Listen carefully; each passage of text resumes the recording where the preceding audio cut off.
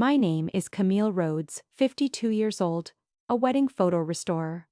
I spend my days repairing other people's memories of happiness.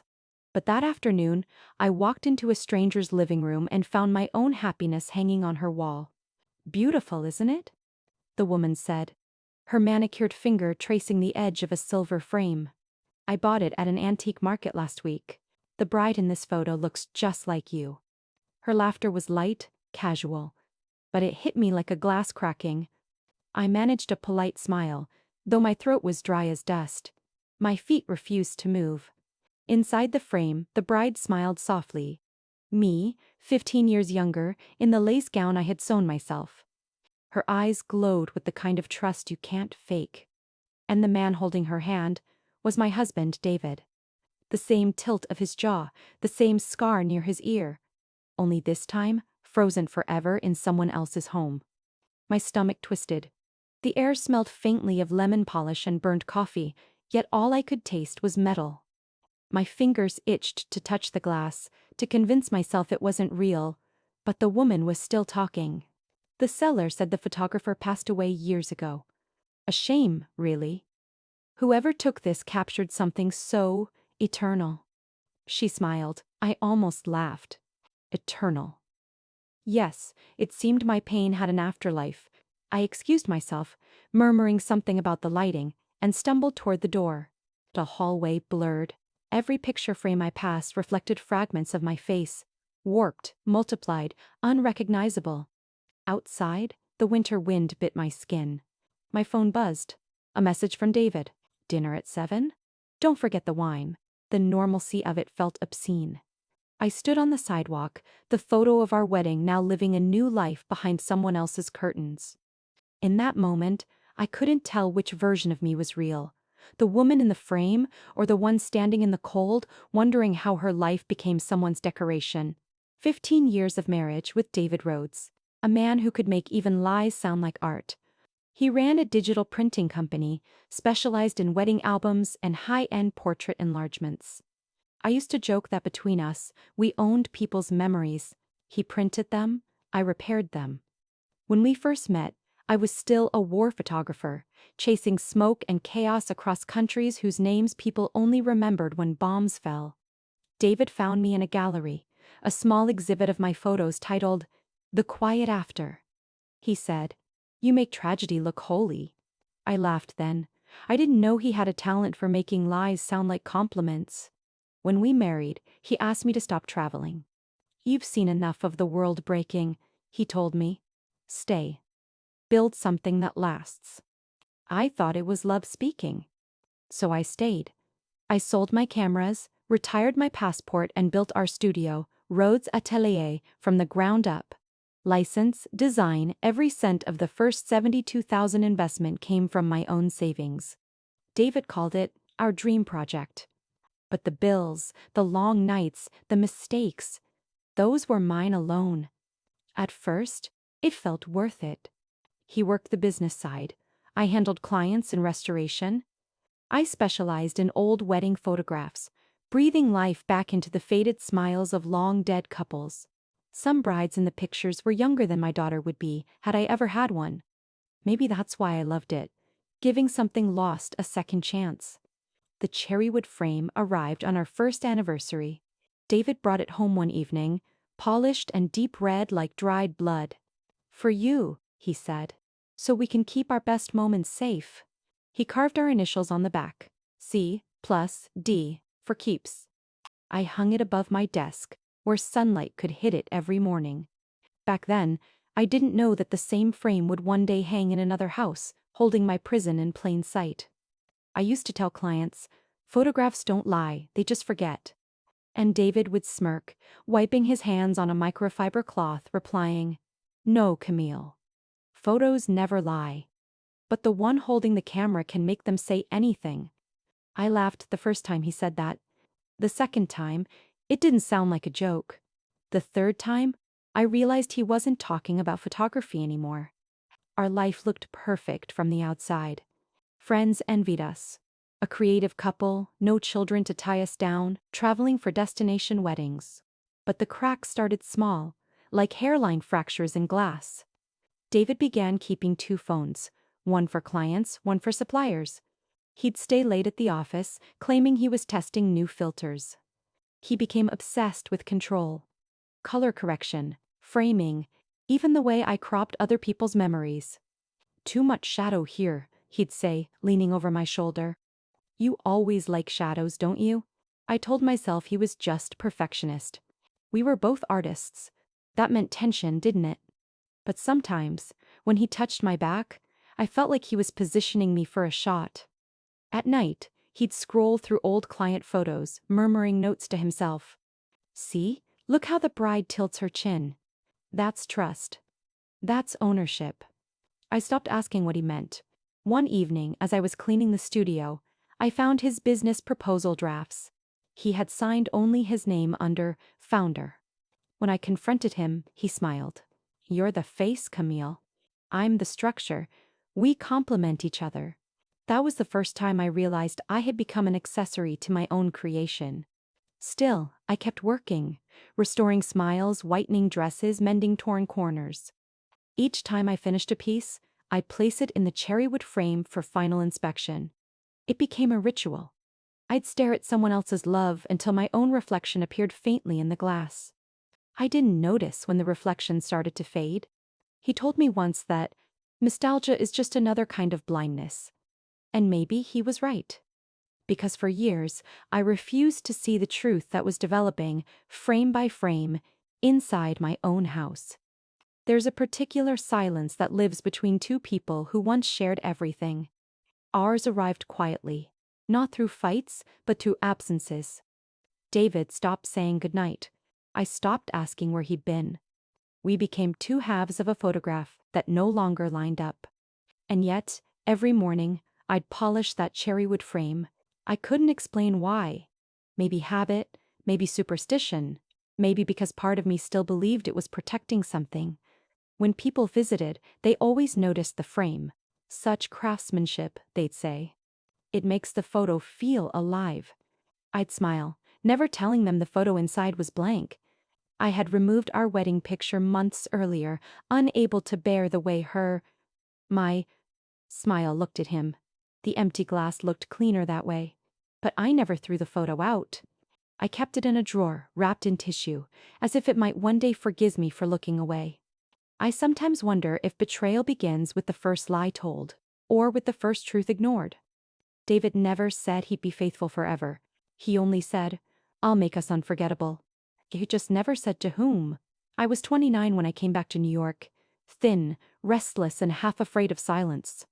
After years photographing bombed cities, I didn't know how to point a camera at anything still alive. The world felt too loud. The light hurt my eyes. Then there was David. He found me at a press event, standing alone by the catering table, pretending to enjoy champagne. He said, "You don't look like a war photographer. You look like light pretending to be tired." Light. No one had called me that before. For months afterward, I kept turning that word over in my head like a coin, worn but valuable. He started visiting my tiny apartment in Brooklyn, always bringing some new gadget. A vintage lens, an old roll of film, a camera body from the 70s. "You see what's dying," he told me one night, watching me develop negatives. "But you also see what refuses to stay dead. That's rare." His words clung to me longer than any lover's touch ever did.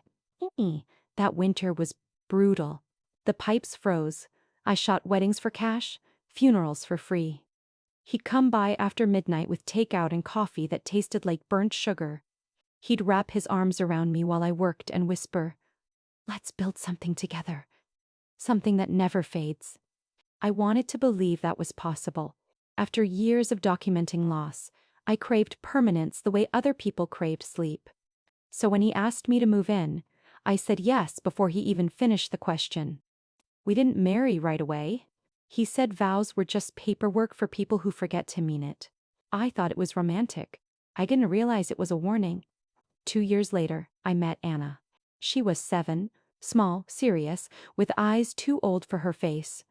Her mother had been a nurse killed in a train derailment I'd once covered. I found Anna again in a charity folder years later. Something about her handwriting in a thank you note made me reach out.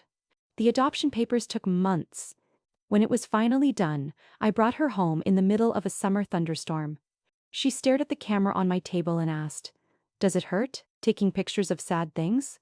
I told her, "Only when people stop looking." She nodded, like she understood. Maybe she did. David was waiting with flowers and a Polaroid. He said, "Now we're complete." He took a photo of the three of us, me, him, Anna, standing under the flickering kitchen light. The picture came out wrong. The exposure too long, our faces blurred into one another. But David laughed, holding it up to the light. "It's perfect," he said. "It looks like we're becoming one person." I kept that photo in my wallet for years, edges worn, the colors bleeding into each other. Only later would I realize how prophetic that blur was, how easily a person can vanish when someone else controls the frame. Back then, we were poor but proud. I took freelance work restoring other people's wedding photos, and at night I'd help Anna with her homework. David would come home smelling of ink and developer fluid, kiss the top of my head and say, "You're saving the world again." One faded smile at a time. I believed him. Because for a while I did feel saved. The house echoed with laughter. The cherry wood frame hung above the fireplace, empty still, waiting for a photo we'd decide together. He said he wanted the perfect moment, the day our real life starts. It never came. Sometimes I revisit those early memories and wonder if they were ever real, or if I just edited them until they looked beautiful enough to keep. When you're young, you don't notice how people pose you. You think you're choosing your angle, but someone else is always behind the lens. That's how it began for me. The first frame of a long deception, the moment light started learning to lie. About a month before everything collapsed, David started coming home late. He said it was because of a new exhibition, one he was curating for young photographers. I wanted to be proud of him, the mentor, the visionary.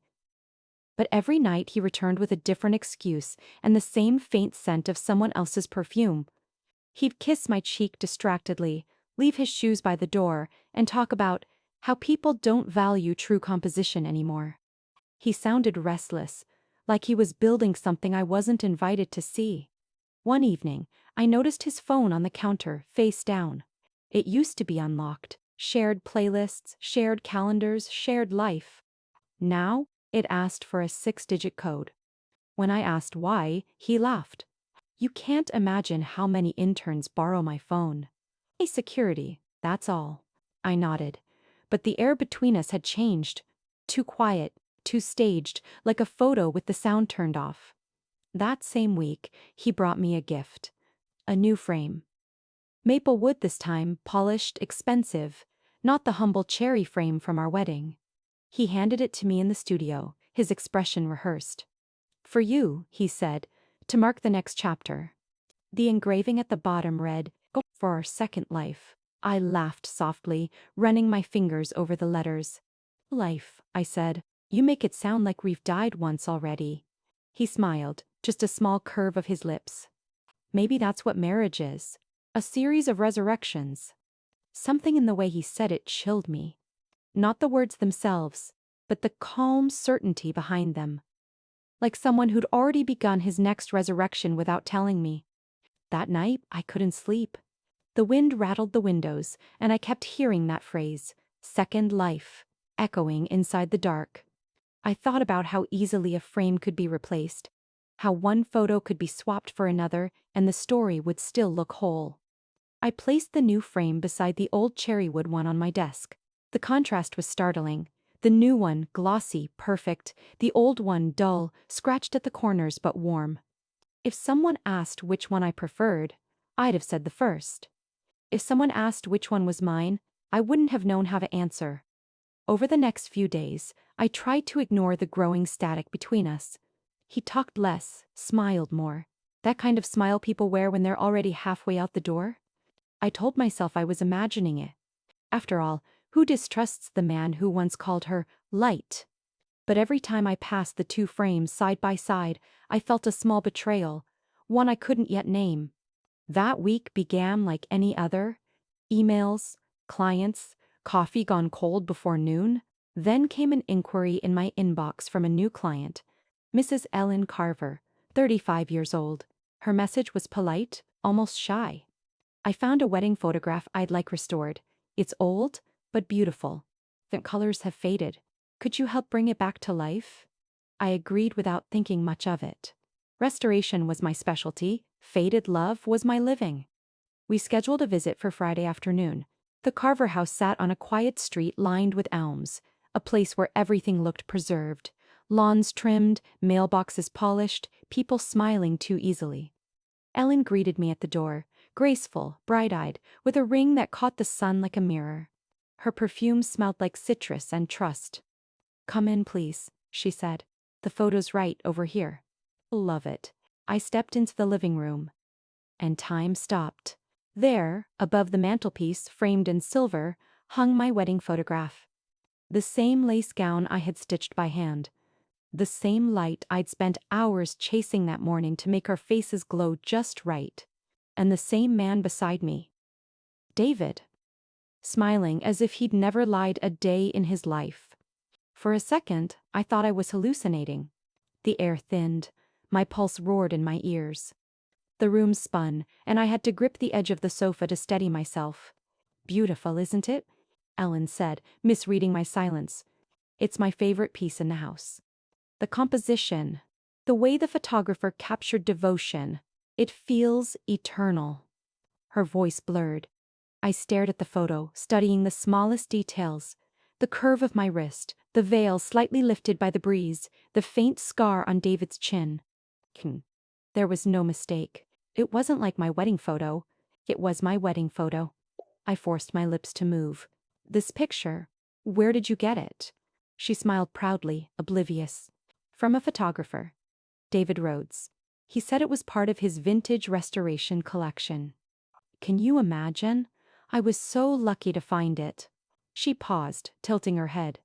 "Do you know him?" The question pierced me clean through. Do I know him?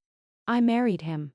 I built a life with him, one frame at a time, while he was out there selling the evidence. I swallowed hard, forcing air into my lungs. "Yes," I whispered. I've seen his work before." He leaned, relieved. "Then you'll understand why I love it so much. There's something honest about it. Honest." I almost laughed. I took out my camera, pretending professionalism. My hands were shaking so badly, I nearly dropped it. "Mind if I take a photo for reference?" I asked. "Of course," she said. "Oh, I'll get you some tea." Her clicked. The sound was sharp, surgical, a tiny gunshot sealing the truth. When she disappeared into the kitchen, I moved closer to the frame. The glass reflected my face beside his. The old and the new layered into one impossible image. It looked like a before and after shot of grief. I traced the engraving on the corner. The studio watermark I had designed myself. CR Studio. He hadn't even bothered to remove my initials. Ellen returned with tea, her tone casual. "Mr. Rhodes mentioned he used to work with another restorer, a woman, years ago. I think he said she retired." Retired. That word settled in my chest like ash. "50 now," I said quietly. "Yes," he called her. "What was it, his first muse?" She smiled dreamily. "You must know how inspiring he can be." My vision narrowed. For a moment, I thought I'd faint. The teacup rattled as I set it down. All I could see was the silver frame glinting in the afternoon light, mocking me, daring me to say something. But I didn't. I just nodded, professional to the end. "It's a remarkable piece," I said. "I'll make sure it's preserved perfectly." Outside, the air hit me like ice. I barely made it to my car before my knees gave out. I sat there, hands trembling on the steering wheel, breathing in short, ragged bursts. My mind kept looping around the same thought. Not that he'd cheated, not even that he'd lied, but that he'd sold the one thing that had ever felt sacred. He hadn't just betrayed me, he'd recycled me. All those years I spent repairing strangers' memories. I never imagined my own would become merchandise, cleaned up, renamed, and displayed like a collectible. I drove home in silence, the world outside flickering past like old film reels. For the first time in my life, I understood how something beautiful could rot from the inside out. Quietly, elegantly, without anyone noticing until the smell of it filled the room. I drove home with the photo of my own wedding still on my phone. Proof, evidence, poison. The sun had already set, and the studio lights buzzed with that low, electric hum I used to find comforting. Now it sounded like static, like something burning quietly behind the walls. I walked straight to my desk, turned on the computer, and opened our shared cloud drive. There it was, a folder I had never noticed before, tucked neatly between invoices and client files. ARCIV2. My hands trembled as I clicked. Inside were hundreds of images, all familiar, yet wrong. Every bride's smile perfectly retouched, every veil restored, every shadow softened. But as I scrolled further, my stomach turned to stone. He had taken my photos, weddings I had shot myself, and edited them. The metadata had been wiped, the credits changed to DR photography. And then, deeper in the folder, a series labeled Prototype Series, the second frame. I opened the first file. It was our wedding photo, the same one that hung in Ellen Carver's house. Only now, my face was gone, erased. In my place stood another woman, her features carefully blended into mine, a perfect counterfeit of love. I clicked through image after image, each one more grotesque in its perfection. Different women, different settings, but always the same man, David, smiling as if nothing had changed. Oh, it wasn't infidelity, it was erasure. My breath came out shaky. I could hear the faint whir of the external drive, the machine processing betrayal faster than I could. Every click felt like a confession. His, not mine. I scrolled to the bottom of the folder. The last file name read, Final Edit. For exhibition. The date was last week. That was when something inside me snapped. Not violently, but cleanly, like a thread that had been stretched too far for too long. I didn't cry. I didn't scream. I simply started closing doors. I opened the company admin panel, revoked every one of David's login permissions, and locked the shared account. Next, I went to the security system settings and changed the studio passcode. Finally, I wrote a short, clinical email to our accountant, attaching the necessary documents. Subject: Termination of partnership. Rhodes Atelier, effective immediately. I hit send. When the sound of the sent notification chimed, something inside me, something small and long suffocated, exhaled for the first time in years. The front door burst open minutes later. David stood there, face flushed, phone in hand. "What the hell did you do?" he shouted. "I can't access the server." I didn't turn from the screen. "That's the point. You can't just lock me out of my own business." "Your business," I said, "but it stopped being ours the moment you deleted me from my own photos." He froze. His expression faltered.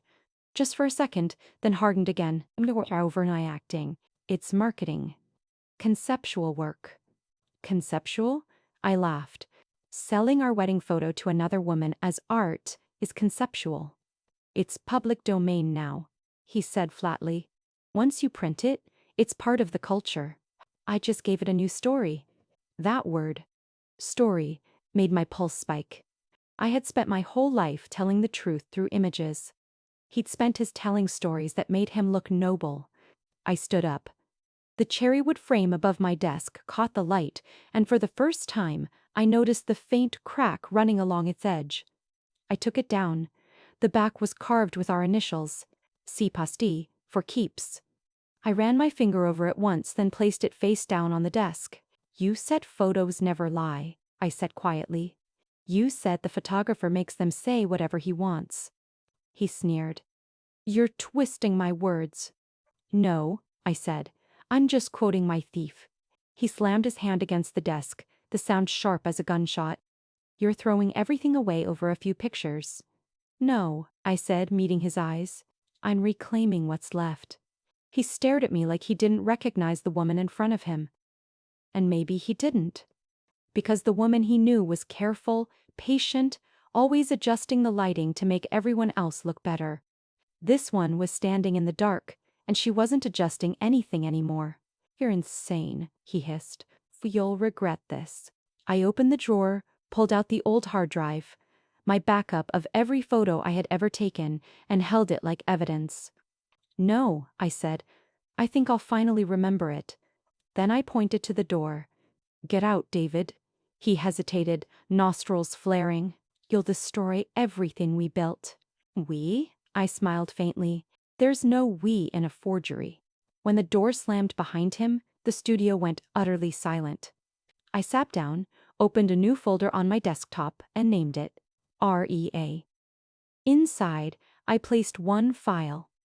A photograph of the cracked cherry wood frame lying empty on the table. No people, no smile, no story. Just the truth in all its silence. And for the first time in 15 years, I picked up my camera not to capture, but to erase, to delete the man who had been stealing my light, pixel by pixel. The days after I locked David out felt unreal. Too quiet, too still, like the moments before a photograph develops. The house had the hush of a gallery before the opening, the walls waiting for something to happen. Anna moved through the rooms like a ghost. She didn't ask questions, didn't look at me directly. At dinner, her fork barely touched the plate. The silence between us wasn't anger. Not yet. It was confusion curdled into distance. "Your father called," she said one evening, eyes on her food. "He said you're not well." I didn't answer right away.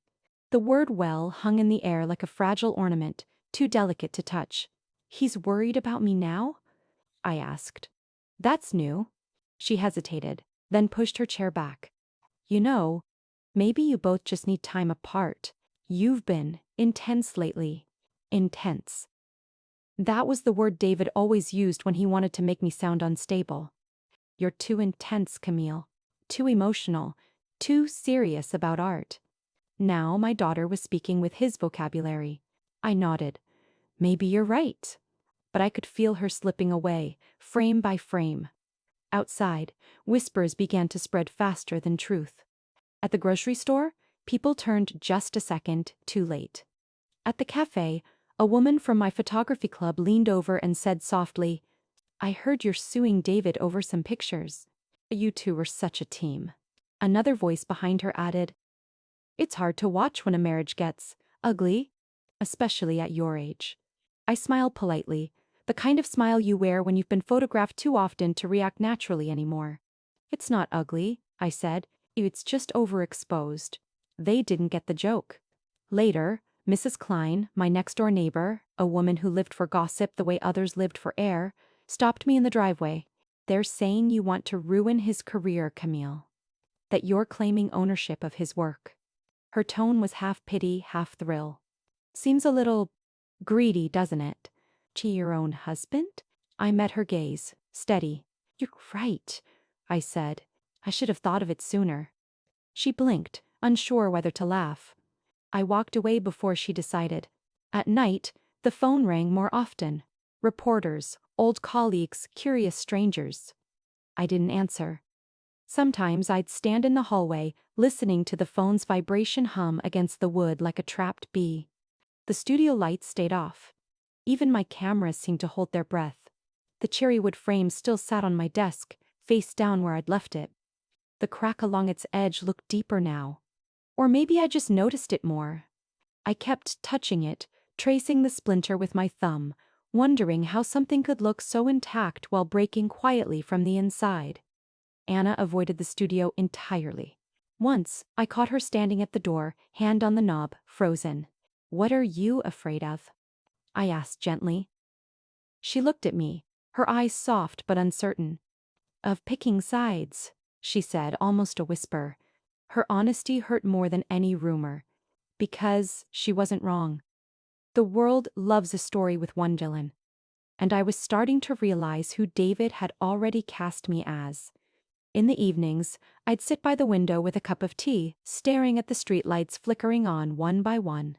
Somewhere out there, David was preparing his own narrative. Charming, plausible, spotless. He'd always been good at lighting. And I knew, sooner or later, the calm would end. Because silence in his world was never peace. It was set up. The air itself felt staged, waiting for the next frame to snap into place. The day of the hearing felt colder than winter had any right to be. The courthouse smelled of disinfectant and fear. The same sterile scent that lingered in my studio after I'd wiped it clean of David. He arrived 10 minutes late, of course. Always one for entrances. He wore a tailored gray suit, the kind that spoke of confidence and practiced charm. His lawyer, young, sharp, all smirk and certainty, followed like a shadow. "Ms. Rhodes?" The lawyer greeted me, his voice smooth as a polished lens. "We're here to discuss ownership of intellectual property, not personal grievances." I almost laughed. Intellectual property. That's what they were calling my life now. David didn't look at me. He looked through me, like a man inspecting a photo he'd already edited too many times. The judge entered. Papers shuffled. Cameras clicked. The local press had shown up. Apparently Rhodes versus S. Rhodes was good copy. The lawyer began his monologue, each word rehearsed. "My client, Mr. Rhodes, is the rightful owner of Rhodes Atelier and all its works, given his registration as the sole founder and financier of the company. The photographs in question were produced under his creative direction." "Mrs. Rhodes." "Ms., not Mrs., not Mrs." I interrupted. He hesitated. "Ms. Rhodes, though undoubtedly talented, was an employee of the company, and as such." "Employee?" I said. "I built that company. I financed it with my own savings." The judge raised a hand. "Ms. Rhodes, you'll have your turn." So I waited. Let him finish his performance. He presented glossy portfolios, copies of contracts, framed exhibits of the Second Frame collection, my photos, scrubbed clean of my name. Each image looked perfect. Too perfect. You could almost forget the theft if you didn't know where to look. When he sat down, David finally spoke. "Camille," he began softly, voice just loud enough for the microphones. "This isn't about betrayal, it's about legacy. Our work deserves to live beyond our marriage." That tone, gentle, wounded, reasonable. The one that used to make me doubt my own sanity. "Our work?" I said, my voice steady. "You mean my photographs? Your watermark?" He sighed, as if speaking to a stubborn child. "You always confuse ownership with emotion. You took the pictures, but I made them matter." Something in the room shifted then. A murmur, a flicker of discomfort. Even the judge's pen paused mid-note. I stood. "Permission to present evidence, Your Honor." The judge nodded. "Proceed." I walked to the table, plugged in my laptop, and projected the screen onto the wall. The first slide showed metadata records, timestamps, file names, GPS coordinates. Each one traced back to my camera, my signature, my work. The lawyer objected. "Metadata can be altered, Your Honor." "Then let's look at something that can't," I said. I clicked play. The video filled the screen. High resolution, studio lighting. David, sitting at his editing desk, his reflection visible in the monitor. He was smiling slightly as he dragged my face out of our wedding photo, replaced it with another woman's, adjusted the tone curves, added a vignette. "Perfect," his voice in the recording said. "She'll never notice the difference." The courtroom went silent. Someone in the back gasped. The faint hum of a camera shutter clicked. Ironic, really. The lawyer shifted uncomfortably. The judge leaned forward. "Mr. Rhodes," the judge said slowly, "would you like to explain this?" "Yup.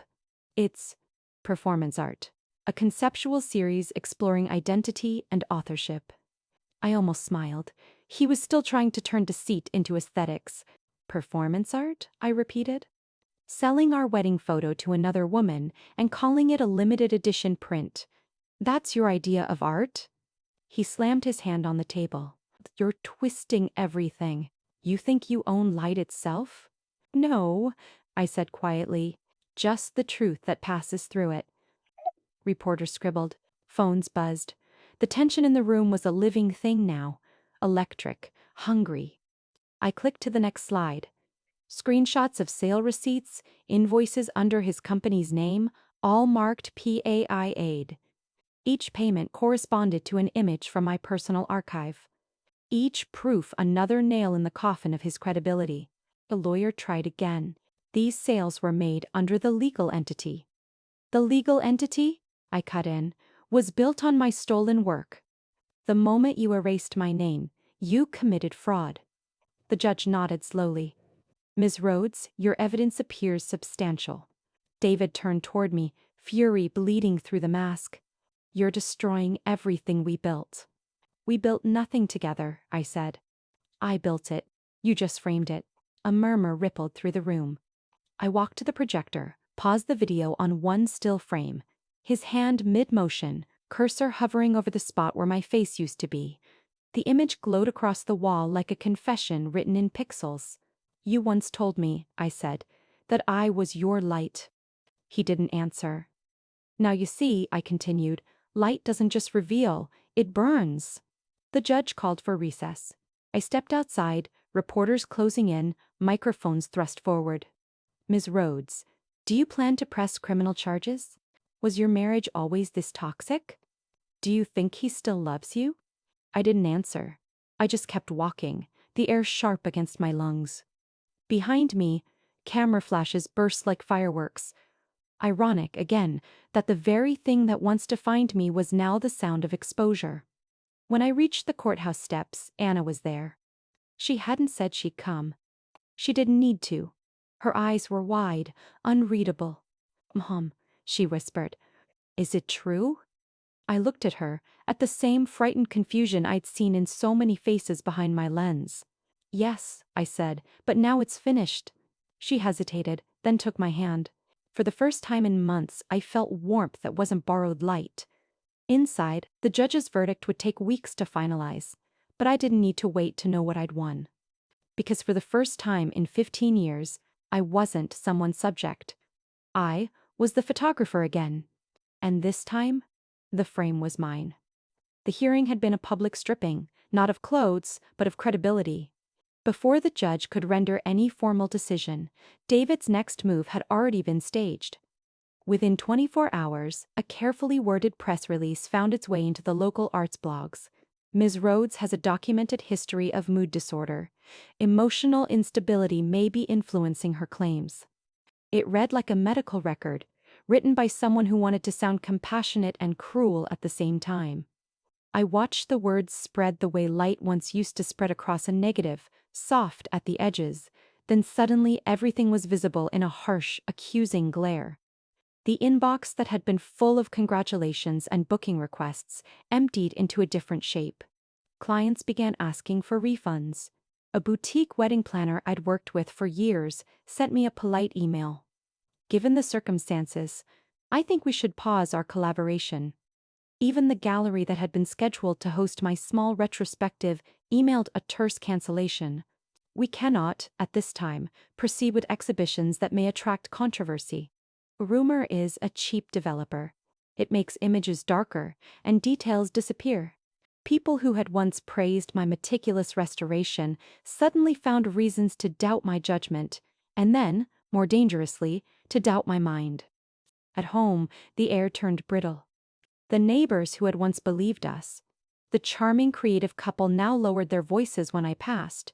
Mrs. Klein, who had loved scandal as much as gossip, dropped by one afternoon with a plate of cookies and a smile that didn't reach her eyes.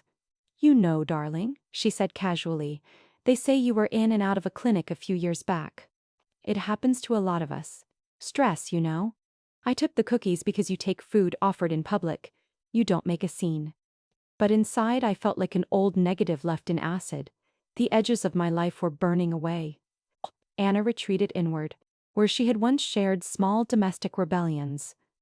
Stealing a jar of jam, staying up late to read. She now kept her distance like she feared contagion. I found post-it notes on the fridge with schedules for school and therapy, neat and impersonal. She started answering David's calls in the evenings and folding his shirts with a mechanical kindness that made my hands ache. One night, after a week of curt emails and canceled jobs, I found her in the kitchen staring at the empty sink. She looked smaller than I remembered. The bright, desperate resilience that had first drawn me to take her in had softened into something tentative. "Mom," she said finally, as if testing the word. "Dad says you're making this up. He says you're doing it for attention, for revenge." The sentence hit like a shutter snapping shut. Not doing it for attention. I had photographed grief too long to confuse pain with performance. But the world believes the loudest version of a story, not the most accurate one. I did not beg. I did not raise my voice. I felt the corrosive, careful work of a reputation being eaten away, piece by piece. My phone became a metronome of small losses. One contract gone. Another booking cancelled. A polite but final email from a longtime collaborator. The studio's calendar, once a textured grid of color and commitment, drained to a thin list of small local jobs that barely covered rent. The campaign was surgical. Anonymous social media accounts, likely seeded by someone with access to our inner life, posted screenshots of private messages, edited to look like threats, edited again to look like delusions. They ran headlines: "Artist accuses husband." But was she always unstable? People who had once complimented the way I conserved memory now retweeted innuendo as if it were art criticism. There were days when I would sit in the dark of the studio, the cherrywood frame face down on my desk, and let the quiet ask me what I had been willing to lose. The house itself felt like a set. David's phone calls were staged, the way he announced business trips with a practiced innocence. He smiled on camera interviews and spoke of legacy, like a man reciting stage directions. And yet, even stripped of bookings and friends, something stubborn lived in me. Maybe it was habit, the old muscle memory of kneeling to examine a photograph. Or maybe it was a small, fierce part of me that refused to be disposed of as easily as he had disposed of my face from his prints. I began spending nights scanning old archives, not for clients now, but for proof. Dates, file names, the little digital footprints every camera leaves behind. It was during one of those nights that an email popped up from a name I hadn't heard in years: Marcus Hale. An old colleague from a photojournalism collective, the man who had once helped me stitch torn negatives in a basement darkroom when the lights had gone out. His subject line read, "Camille, look." I almost deleted it. I didn't. I opened. Inside was a raw clip, a low-resolution video with shaky handheld footage. Marcus had been taking covert shots at an advertising trade show. He'd been tipped off by a mutual acquaintance who'd noticed Rhodes Atelier's booth featuring vintage restorations for corporate installations. Marcus had no reason to lie. He'd been burned by David before over image rights. The clip was rough but damning. It showed David in a cramped booth, phone to his ear, negotiating with a buyer.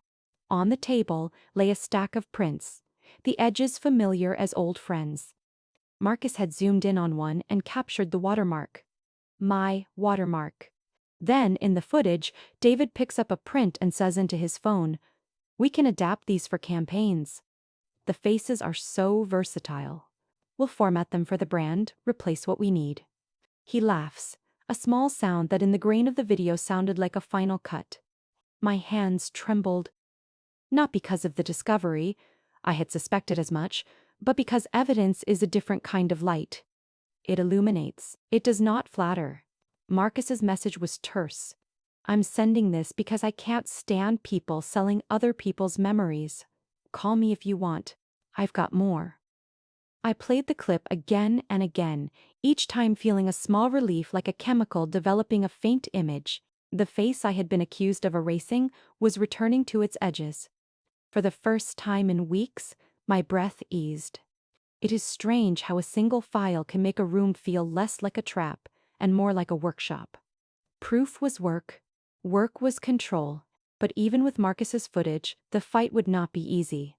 The rumors had already been sown. Clients had already decided.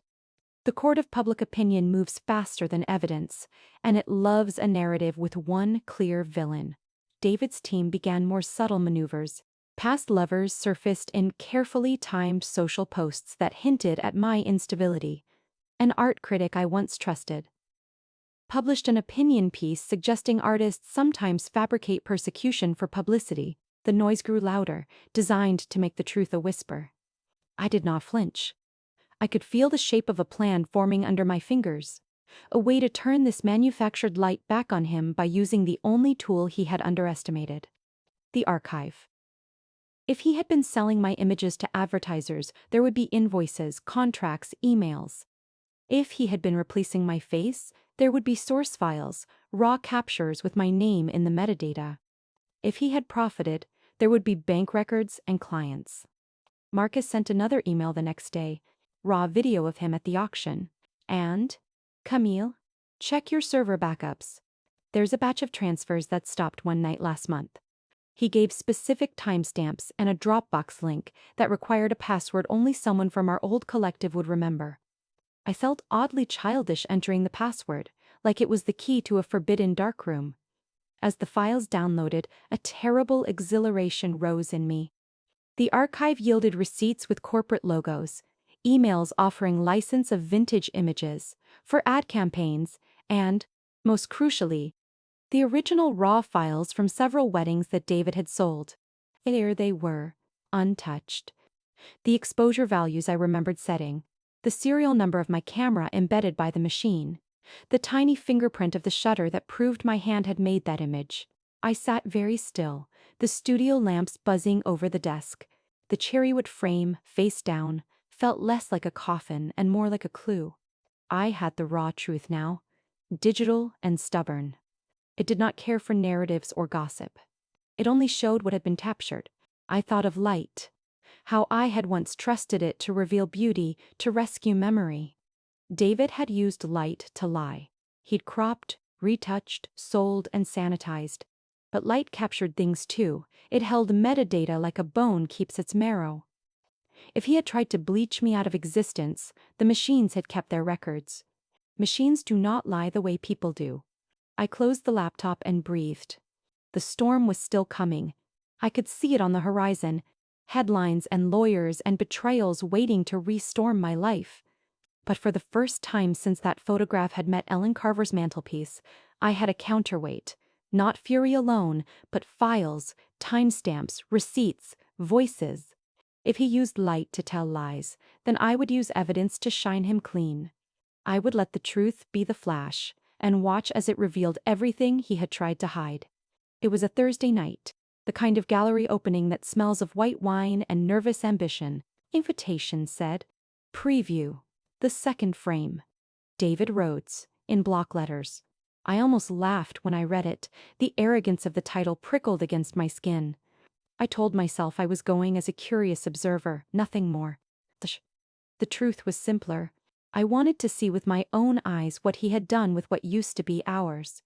The gallery was a converted warehouse, high ceilings, poured concrete, spotlights that made every photograph glow like a confession. People circulated in clusters, glass stems clinking, voices low and speculative. David stood in the center of it all, hands folded as if mid-blessing. He wore that practiced smile that belongs to men who are always framing themselves as generous. I walked slowly, letting the crowd part for me like water around a stone. The first wall held a row of large, glossy prints. At a glance, they were beautiful. The kind of images that get written up in lifestyle sections. Brides in soft focus, grooms steady and proud, light falling like honey. But my eye, trained to hunt for detail, slid along the margins and found the things that give a photograph away. A watermark. Not his usual mark, but mine. Faint, tucked into a lower corner, the initials I had designed years ago. I kept walking. Another print, another watermark. The frames were different. Silver, lacquered, modern. But the grain of the wood, the way the varnish had pooled in the knots, looked eerily familiar. My stomach tightened when I saw one frame so close to the cherrywood of our old desk that my fingers reached for it without thought. The grain pattern was not identical, but it had been copied. The same small chip on the underside replicated like a perverse homage. I felt absurdly clinical then, like a surgeon who recognizes a scar on a stranger's body. I circled the room, pretending to admire composition while my head catalogued inconsistencies. The shadows retouched narrower than I would have. The skin tones flattened to neutrality, the smiles aligned to an exact, retailable warmth. Something else caught me. A tiny sticker on the back of a framed print, a sticker I had never used. Edition, 1250. Licensed by DR Photography. My name was there in the image. My name was not on the paperwork. I pulled my phone out and, hands steady, photographed the sticker, the watermark, the frame grain. Each click was a little victory, a way of extracting light from a lie. People glanced at me, at first politely, then with the casual curiosity reserved for anyone who looks like they belong. David kept giving me that look that says, "See? I have nothing to hide." He had no idea I was already archiving him back. By the far wall, a looped video played on a discrete monitor, a montage, he called it, of the creative process. It showed him in a studio, hands moving over prints, screens glowing. For a second, I thought I might recognize the angle of a photograph. And then I saw it. A crop I had made years ago, the unique way I'd framed a bride's hand holding a wedding program. It was unmistakable. He had not only repurposed the images, he had curated them from the parts of my work that were mine in the smallest, most idiosyncratic ways. I moved closer to the attendant at the reception table, a young man with an earnest beard who looked like he'd memorize an economy of details for anyone who showed interest. I asked about provenance, about licensing, about the printers they used. "All works are by David Rhodes," he said smoothly. "He sourced vintage pieces and restored them. All legally licensed." "Licensed from whom?" I asked, keeping my tone conversational. He blinked, rifled through a pamphlet. "The gallery handles licensing with his company. There are certificates in the office." Certificates. That was a word that could be forced to mean anything. I thanked him and smiled the polite smile of someone gathering time code. I jotted down the gallery manager's name, the opening date, and the catalog number beside each print I'd photographed. When David caught my eye, he crossed the room like a man with a script to deliver. He leaned in and said, with that patronizing warmth he always used, "Camille, I'm glad you came. Isn't it thrilling to see how vintage restoration gives an image new life?" "Very," I said. "Where did you source these prints?" He shrugged as if the answer should be obvious. "Various places. Markets, auctions, private collections." He smiled. "You know how it is." I did know. I knew which auctions he frequented. I knew the late-night online catalogs he favored. I knew his taste in frames, his disregard for small ethics. But I let him speak, measuring every word, saving it like a negative. A woman from a local design magazine approached and began asking him questions. David performed, describing the creative decisions, the concept, behind the second frame, recontextualizing intimacy, exploring ownership. People applauded softly at the elegant phrasing. It would make a good pull quote in the reviews tomorrow. While he was distracted, I slipped into the staff area, a small office with a computer and a pile of press kits. The manager was talking to a friend about catering, leaving the back door ajar. Inside, under fluorescent light, I found a box labeled Provenance. Second frame. My heart thudded. It was both evidence and humiliation to find physical proof so easily. Inside the box were invoices, shipment receipts, and contracts. There were purchase orders marked with dates I recognized, dates when I'd been shooting weddings across the city. There were client names, client addresses, and, there it was, a receipt for a bulk purchase. Frames ordered last month. Description: maple reproduction. Cherrywood. Custom batch. The vendor's invoice referenced a purchase order from DR Photography. Someone had replicated not just my photos, but the very props we'd used in our life. I photographed everything. I loaded property papers into a small flash drive I'd tucked in my purse for such contingencies. Stealing felt petty and magnificent at once. Petty to take documents from a gallery, magnificent because truth, like light, takes any route to reveal itself. Back in the main room, David was signing copies of the exhibit catalog. A cluster of patrons pressed close. Someone raised a glass to him. Someone else asked if he'd ever consider a retrospective. He basked. He had no clue his audience was holding evidence that would dismantle him. I left before the crowd thinned, careful and deliberate. Outside the gallery, the city smelled like rain on asphalt. My hands were not shaking. They were steady as a tripod. With a pocket full of photographs, receipts, and a handful of digital files, I felt the architecture of my counterattack taking shape. Driving home, the streetlights smeared across my windshield like long exposures. The frame of that night. The watermark. The sticker. The box of invoices. Sat inside me like a prepared negative. I would develop it. I would show it, slowly and in sequence, until the image of his betrayal printed clean and undeniable. For the first time since Ellen's mantelpiece, I felt a small, bright thing. The arrogance of truth. If he had built a gallery on stolen light, I would build mine on evidence. I would let the facts be the flash, and watch as everything he'd attempted to sanitize came into sharp, unforgiving focus. For weeks, my house had smelled like dust and caffeine, the scent of resurrection. After years of being half a ghost in my own profession, I reopened the studio. Same address, same cracked cherry wood frame on the wall. But this time, the sign above the door bore only one name. Camilla Rhodes Studio. There was no partner listed. No atelier. No shared credit line. Just me. The first thing I did was send out an invitation, not to friends, not to family, but to the press. Art blogs, photography critics, journalists who'd covered the trial. Even the ones who'd written me off as unstable. Subject line: exhibition preview. The originals: a public clarification. The body of the email was simple. Every frame tells two stories. One of them is true. Come see which one survives the light. The days leading up to the opening felt like developing film in the darkroom again. Long stretches of quiet punctuated by small acts of courage. I cleaned the glass of every frame myself. I calibrated the printers. I printed duplicates, the real and the forged, and placed them side by side on the same wall, perfectly aligned. Each pair looked deceptively identical at first glance. Only when you stood close did the differences emerge. A subtle warp in light, a shadow retouched too smooth, a gaze that didn't belong to me. Underneath each piece, I attached a small QR code. When scanned, it led to a web page I'd built.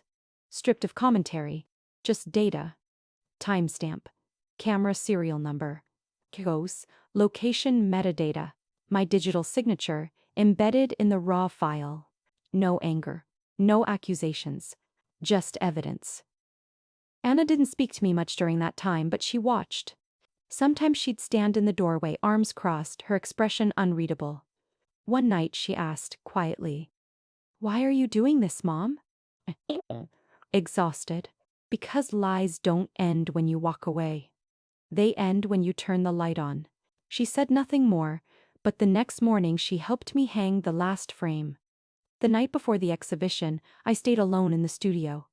The walls were filled with echoes. Every bride, every groom, every moment of love I'd ever preserved. And there, across from them, the forgeries, the same moments, stolen, repainted, repackaged. I walked slowly between them, comparing, remembering. Somewhere between the real and the fake, I realized I no longer felt grief, only precision. The kind of cold clarity that comes when you know exactly what you must do. Opening night came quietly. No red carpet, no champagne, just a line of people waiting outside in the drizzle. When the doors opened, the hum of conversation filled the air like static before a storm. Reporters with notepads, photographers with lenses. The same weapons once used against me. It wasn't there yet. Of course he'd come. He'd never resist being the center of a scene that involved him. At 7 sharp, I turned on the lights. Rows of frames came alive. One truth, one imitation. Gasps rippled through the crowd as they began to notice. The identical images. The discrepancies in texture. The same bride's hand in 2 different rings. A journalist leaned toward me. "You're not afraid of being sued?" "No," I said. "I'm afraid of silence." Another asked, "Why show them side by side?" "Because the truth doesn't need to compete.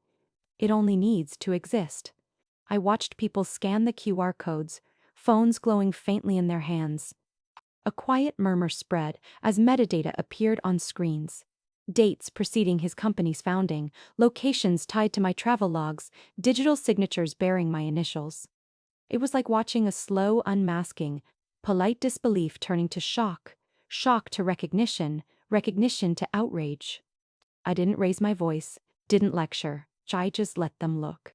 Each viewer became a witness, each pair of eyes another beam of light.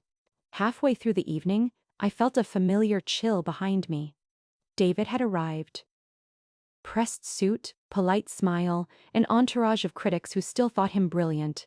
He looked around, amused at first, until he noticed the pairings. Clever, he said under his breath as he approached. Your revenge is elegant, I'll give you that. It's not revenge, I replied. It's restoration. And what do you think you're restoring? My authorship. My face. My silence. He gave a short laugh. You think data will save you? People don't care about metadata. They care about narrative. I met his gaze. Then let's see how your narrative looks under full exposure. He opened his mouth to reply, but the flash from a reporter's camera cut between us, a burst of light, harsh and perfect. The sound echoed against the gallery walls like a verdict. The crowd swelled. Critics took notes. Someone started live streaming, narrating the exhibit. 2 identical photographs. One legitimate, one forged. Look, the timestamps. I stepped back, letting the room take over. The story no longer needed my voice. It had its own momentum now. The truth unraveling in real time. For months I had been defending myself in darkness, but now the evidence was visible to anyone with a phone and a conscience. And that was enough. When the evening ended, the gallery was almost silent again, the calm that follows illumination. Reporters had left, the last guests lingering near the door. Anna stood beside me, her eyes softer than they'd been in months. You didn't shout, she said quietly. You didn't even accuse him. Why would I? I smiled faintly. Light doesn't argue with shadows. It just shows them. She nodded slowly, her gaze drifting to the cherry wood frame on the wall. The original, cracked, unpolished. I placed it last on the right, empty, with a small plaque underneath that read, "This frame held a lie once. Now it holds the space for what's real." I locked the studio that night with a strange peace. Not triumph, not closure, but balance. The kind of calm that comes after you've finally told your story, without raising your voice, without begging to be believed. I realized then that vindication didn't look like applause. It looked like silence that no longer hurt. The night of the originals was madness. By 7, the gallery was already packed. Reporters, critics, curious strangers, even students holding phones above their heads like torches. The low murmur of voices mixed with the sound of camera shutters. That familiar metallic rhythm that had once been my music. Floodlights glared against white walls, every reflection seemed brighter than the last. My photographs, the real ones, hung proudly across from David's forgeries, twin mirrors facing each other. Truth and imitation locked in silent standoff. The smell of varnish and perfume floated through the air, layered with tension so thick I could almost taste it. I had spent weeks preparing for this. Every detail calibrated, every timestamp verified, every inch of the wall planned to draw the viewer toward the inevitable collision. But nothing could have prepared me for the sound of his voice cutting through the room like shattered glass. Milil. Heads turned. Phones tilted. And there he was. David Rhodes, in his dark tailored coat, storming through the crowd as if he still owned the room. His face flushed, his smile razor sharp. "What do you want from me?" he shouted, his voice echoing off the gallery's high ceiling. "I've given you everything. Recognition, a career, my name. What more do you need?" People froze mid-sentence, mid-breath. Dozens of cameras swung toward him. I felt the familiar tremor inside me, the one that always came before a photograph. But instead of lifting a camera, I simply turned toward him and smiled. "No, David," I said softly enough that the microphones had to lean closer. "You didn't give me everything. Play me a frame. The image inside, that was always mine." A few gasps rippled through the room. He blinked, momentarily thrown off balance. "You're delusional," he snapped. "You're exploiting me for publicity." "Then let's test that," I said. I walked to the center of the gallery and gestured to the projector. On the white wall behind me, a massive digital certificate appeared. The official copyright registration of my archive. My name filled the top line in black ink, the registration date stamped years before Rhodes Atelier even existed. "Here," I said clearly, "is the original record of ownership for every image displayed in this room, registered under my name, Camille Rhodes, on May 12, 2009. I let the silence stretch, the data visible to everyone. Serial numbers, registration codes, legal signatures. David's company, I continued, was registered 4 months later, which means every image he sold, every exhibition he mounted, every ad campaign that used these photos was built on stolen work." The reporters surged forward, flashes bursting like small explosions. The gallery lights flickered under the onslaught of cameras. David's lawyer, a thin man in a charcoal suit, stepped forward, waving a document. "This proves nothing. The images were collaborative projects." "Then explain this," I interrupted. I switched to the next slide. "Oh, Marcus Hale's video." The shaky footage appeared on the screen. David's voice, unmistakable. "We can adapt these for campaigns. The faces are so versatile. Apes what we need." The crowd reacted audibly.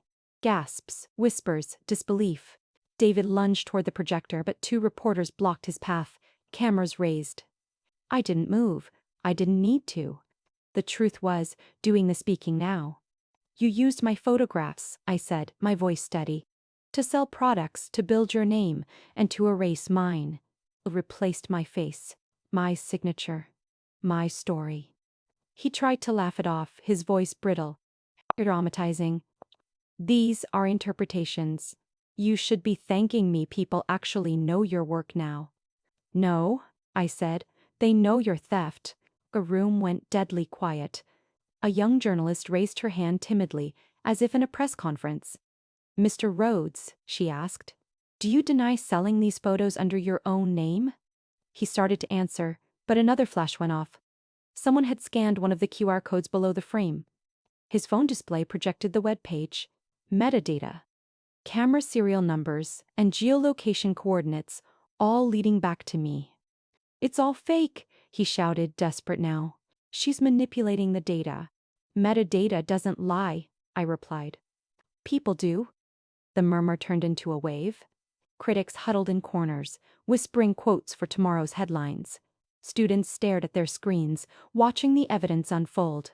Even the gallery staff, the ones who had helped hang his stolen prints, looked away from him in shame. And then, slowly, I walked toward the largest piece on the far wall. The photo of our wedding. The one he'd sold to Ellen Carver. It was displayed next to its twin, my original. Side by side, the difference was impossible to ignore. In his version, my face was gone. In mine, it remained.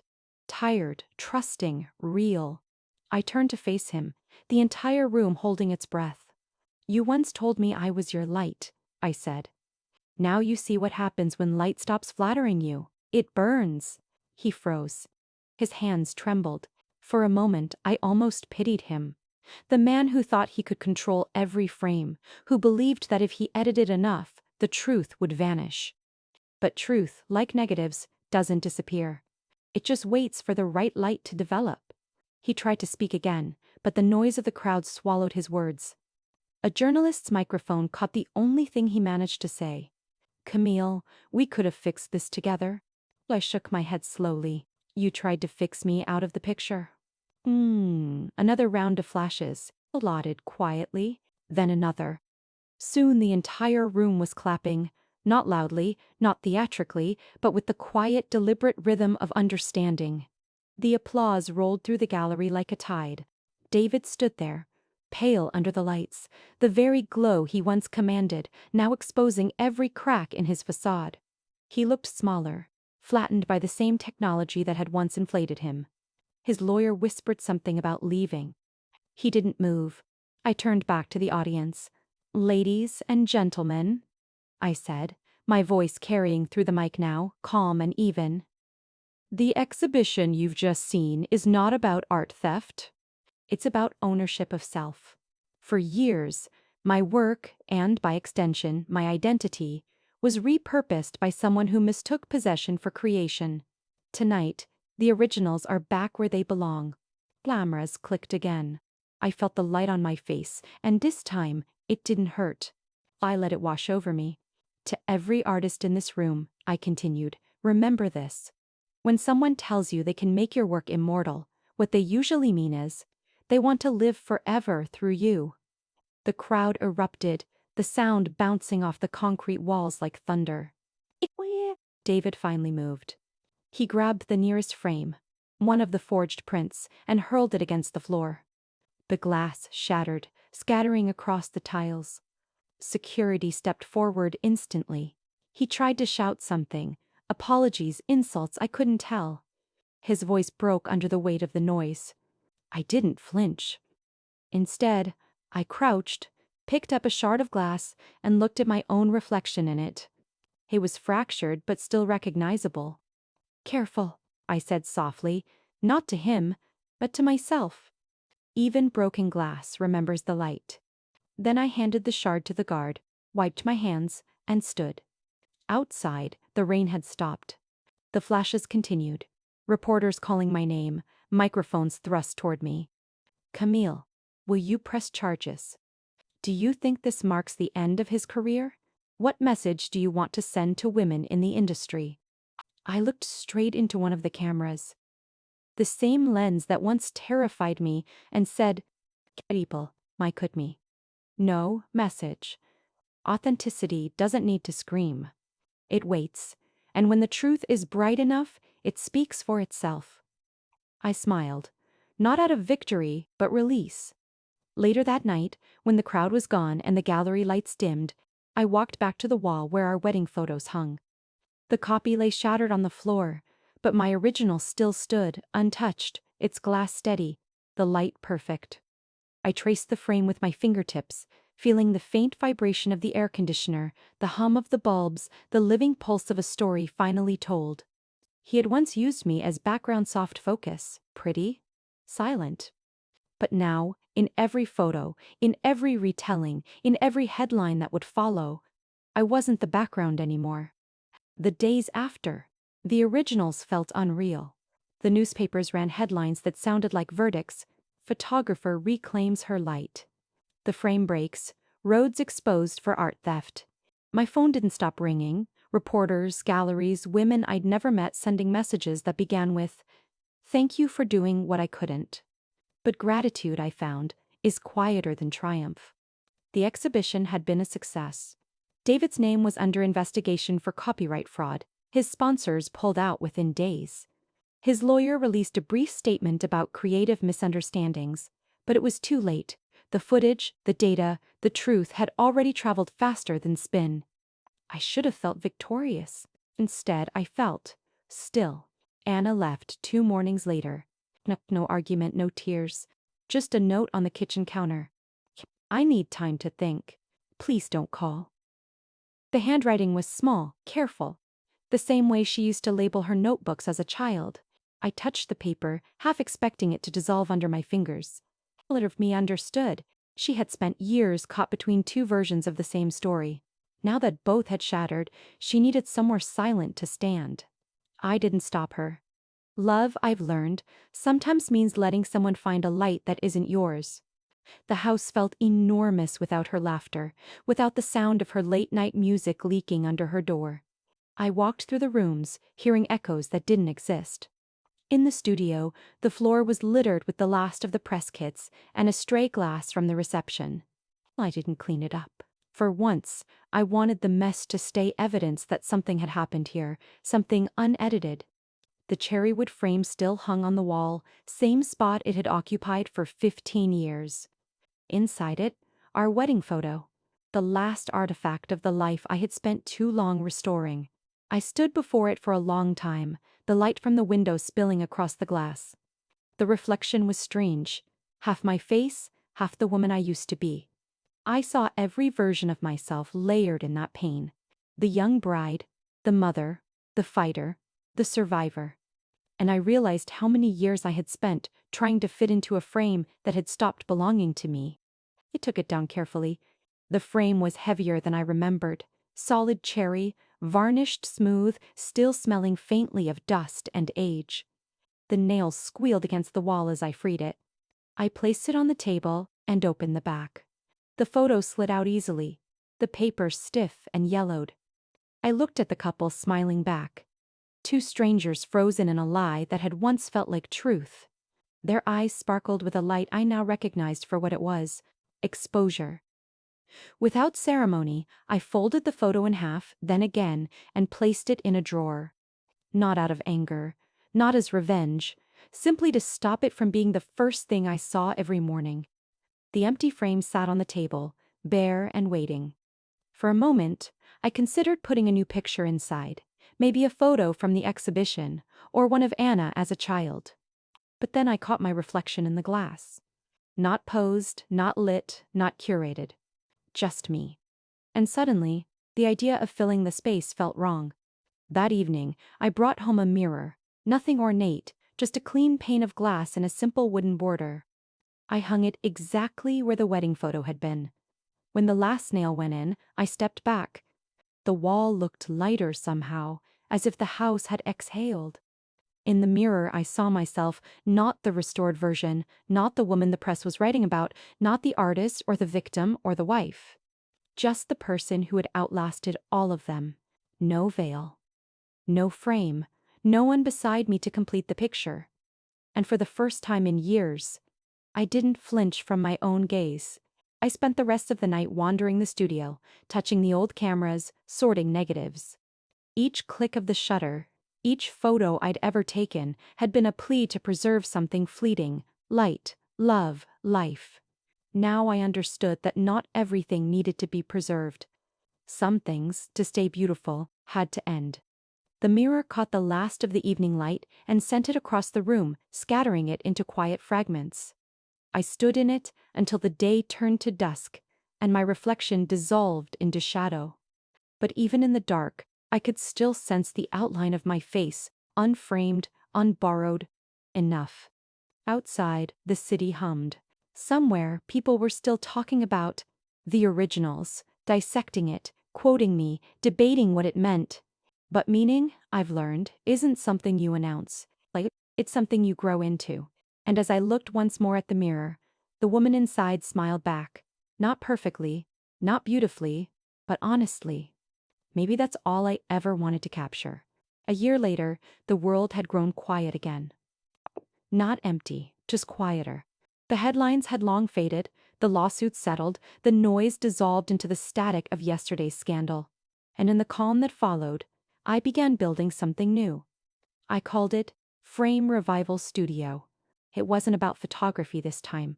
It was a workshop for women, divorced, widowed, retired, discarded by stories that no longer fit them. We didn't take pictures, we remade frames. The idea had come to me one night when I walked past a thrift shop and saw a pile of broken picture frames dumped in a crate. Some still had shards of glass clinging to the corners. Some were missing nails. Most had that faint, tired smell of other people's memories. I bought them all.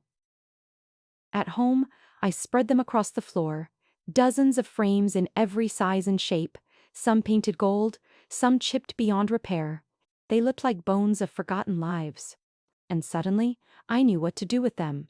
Now, each morning, the studio fills with soft noise, sandpaper against wood, low music, laughter that still carries the texture of pain, but not its weight. The women bring frames from their attics, from old houses, from marriages they no longer live inside of. We clean them, sand them, paint them, and turn them into lamps. Each lamp carries its story in silence, glowing from the inside out. On the back wall hangs the cherrywood frame, the one that once held my wedding photo. I had it re-engraved. The old carving, C+D, for keeps is gone, replaced with new words. Used once. Freed forever. It's the first thing people see when they enter the studio, and the last thing they notice before leaving. Sometimes, a student will pause under it and touch the grain of the wood. That day, It was Nora, a woman in her 60s who'd joined the class after her husband left. She was painting her frame a deep shade of blue, her hands trembling slightly. "Ms. Rhodes," she asked softly, "do you ever miss it, the old work? The weddings, the photos, the way you used to capture happiness?" I wiped my hands on a cloth, looked around the room at the soft constellation of lamps we'd made, and smiled. "No," I said, "I don't capture happiness anymore. I teach people how to light their own." She laughed through her tears, nodding like she understood. The studio had become more than a space. It was a kind of quiet rebellion. There were women who'd been silenced for decades, women who'd been told they were too emotional, too difficult, too old. Now they came, with calloused hands and stories that leaked out between brushstrokes. A retired teacher who hadn't spoken to her son in years made a lamp out of the frame that once held his graduation photo. A widow turned her late husband's mirror frame into a soft amber light and placed it beside her bed. One young woman, barely 30, arrived with nothing but an empty frame she'd found on the street. "Someone threw it away," she said. "I thought maybe I could make it mean something again." By the end of class, her lamp glowed faintly pink, and she stood staring at it as if it were a sunrise only she could see. Sometimes I photograph the finished lamps, just to document them, not to sell or display. But the photos stay in a private folder titled Resurrections. They're not about perfection or art. They're about proof that light can return, even after the bulb burns out. When people ask why I don't exhibit anymore, I tell them, because I'm done proving what's real. I'd rather help others find it. The press occasionally tries to find me. A few magazines still want the story, the scandal, the revenge, the phoenix rising. Headline: I've declined every request. Redemption, I've learned, loses power when you let someone else narrate it. Instead, I keep my world small. Morning coffee. Wood dust. The scent of paint and the hum of old songs on the radio. Sometimes. Anna calls. Her voice sounds older, more grounded. She's working in community outreach now, using art for therapy. She says she tells people my story, though I suspect she edits out the sharp parts. We don't talk about David. We don't need to. The last I heard, he'd moved out west, started teaching digital design. Maybe he tells his students about integrity of vision. Maybe not. Either way, it's no longer my concern. One afternoon, I found myself alone in the studio, the late sunlight slanting across the floor. It hit one of the lamps, a small one made from an old gilt frame. And for a moment, the light reflected off the glass and cast a faint halo on the cherrywood frame on the wall. It looked like the past blessing the present. Or maybe, finally, letting it go. I stood beneath it for a long time, tracing the letters with my eyes. Used once, freed forever. I thought about the woman I used to be, the one who kept trying to stay inside someone else's frame, the one who mistook permanence for love. And I felt something like gratitude for her. She had endured long enough for me to exist. That evening, as the class ended and the last students left, a young woman lingered by the door. She was new, maybe in her late 20s, shy but curious. She looked at the lamps, at the wall, at the cherrywood frame. Then she turned to me. "Ms. Rhodes," she asked, "do you still believe in wedding photos?" I laughed. A real laugh this time, not the brittle kind. "Yes," I said, "but only when the bride gets to take the picture herself." She smiled, nodded, and left. I switched off the overhead lights, leaving only the lamps glowing softly around the room. Dozens of small suns, each one alive with a story. I stood in the doorway and watched the lights spill across the floor, filling the cracks between the tiles, the same way truth fills the cracks in silence. For the first time in years, I didn't feel like a photograph waiting to be developed. I felt like the light itself, unframed, unhindered, unafraid. Before leaving, I took one last look at the mirror hanging on the wall at home. The same mirror that had replaced my wedding photo a year ago. It reflected the glow of my studio lights through the doorway. Golden, soft, endless. And in that reflection, I didn't see loss. I saw continuity. The woman looking back wasn't defined by the frames she'd broken or the men she'd defied. She was defined by the fact that she had built something luminous out of the ruins. That night, as I closed the door of the studio, I whispered to the empty room, "You can't trap light. It always finds its way out." And it did. The lamps glowed behind me as I stepped into the street, a constellation of quiet victories burning through the glass. Each one belonged to a woman who had once believed she was broken. Each one had found a way to glow again. The camera's red light blinked on.